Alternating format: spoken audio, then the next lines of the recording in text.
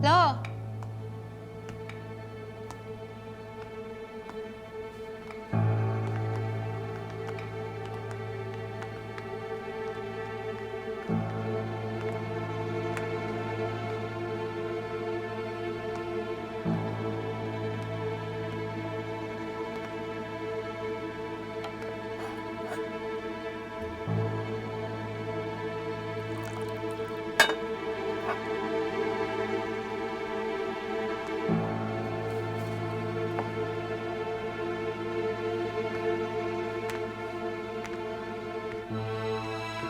Lo, kumusta po kayo?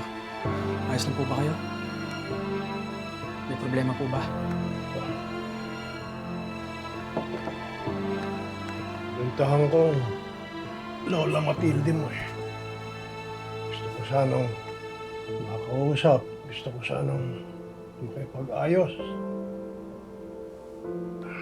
Pero mukhang hindi pa yun ang tamang oras eh.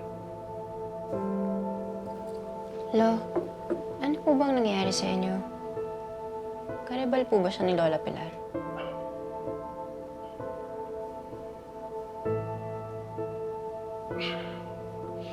Komplikadong nakaraan namin ni Matilde.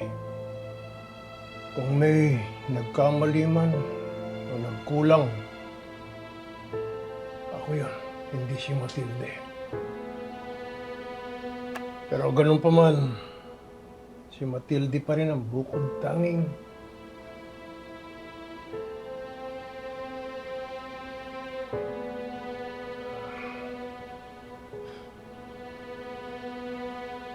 ganun pa man, umaasa pa rin ako na sana mapatawad ako sa mga pagkukulang ko.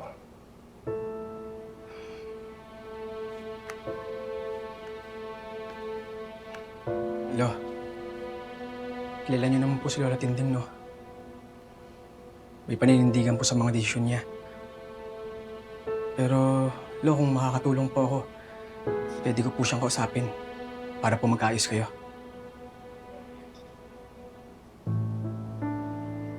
Huwag na po. Huwag na. May paninindigan din ako eh. Problema ko, ako ang mag-aayos. Ang gusto ko lang, maging maayos kayo. Gusto kong matahimik na lahat.